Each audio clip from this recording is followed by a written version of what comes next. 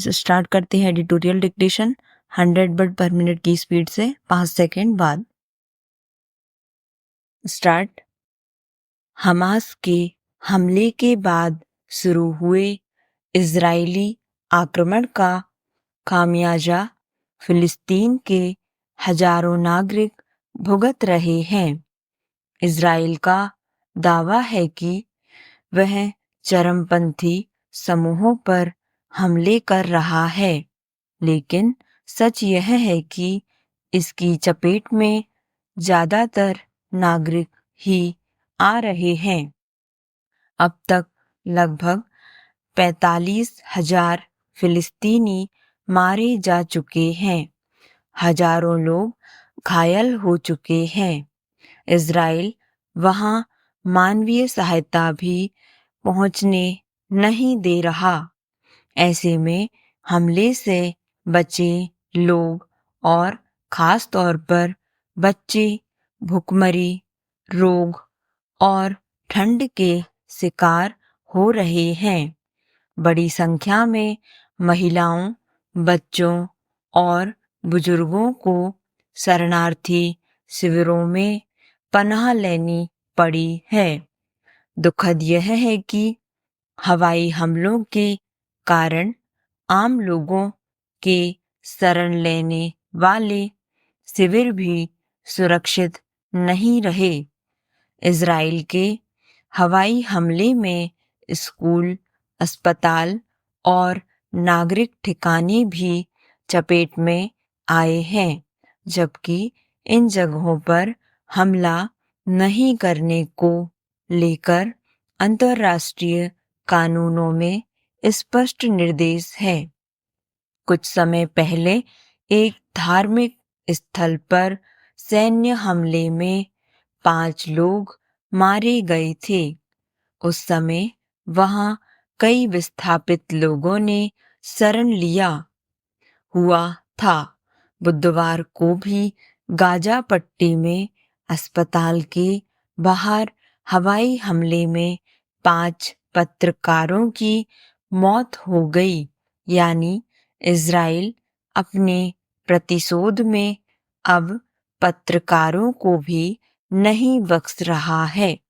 Para, यह समझना मुश्किल है कि इतनी बड़ी तादाद में आम लोगों के मारे जाने के बावजूद इजराइल युद्ध विराम के किसी भी नियम कायदे को मानने के लिए तैयार क्यों नहीं है और ना ही शांति प्रयास की किसी पहल में उसकी रुचि है।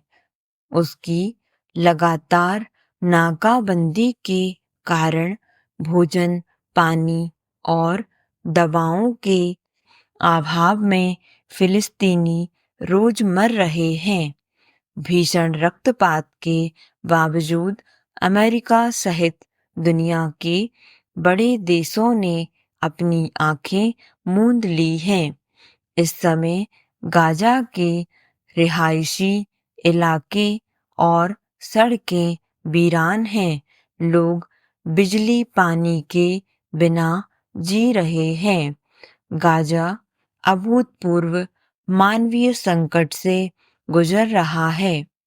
हैरत है कि मानवाधिकार हनन के खिलाफ आवाज बुलंद करने वाले देश भी इजराइल के खिलाफ आगे नहीं आ रहे। ऐसे में शांति प्रक्रिया कैसे शुरू होगी? प्रतिशोध की आड़ में इजराइल कब तक तबाही मचाता रहेगा? यह ध्यान रखने की जरूरत है कि प्रतिशोध की आग में बहुत कुछ जल जाता है, लेकिन युद्ध के बाद हल का रास्ता शांति और संवाद से ही निकल सकता है। यह सुखद है कि पूर्व प्रधानमंत्री अटल बिहारी वाजपेयी की जयंती पर प्रधानमंत्री नरेंद्र मोदी ने मध्य प्रदेश के खजुराहो में कैन बेतवा लिंक परियोजना का शुभारंभ कर दिया है।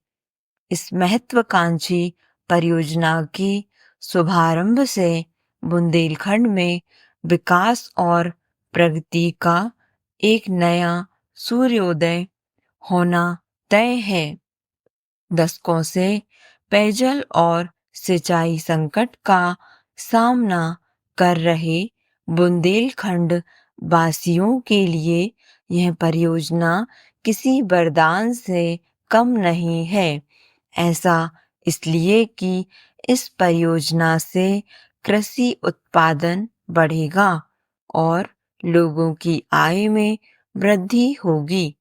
कृषि पर आधारित उद्योग धंधे विकसित होंगे और अर्थव्यवस्था का पहिया नाच उठेगा। आय बढ़ने से समृद्धि का नया द्वार खुलेगा।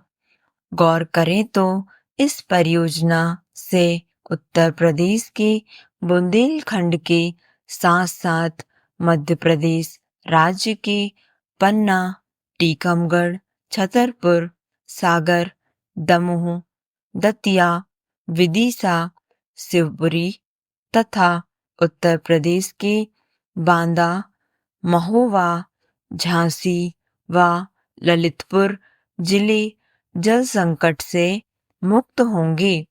उल्लेखनीय है कि इस परियोजना को आकार देने के लिए वर्ष 2021 में मध्य प्रदेश व उत्तर प्रदेश की सरकार ने विश्व जल दिवस के अवसर पर केंद्र सरकार के साथ एक त्रिपक्षीय समझौते पर हस्ताक्षर किया था।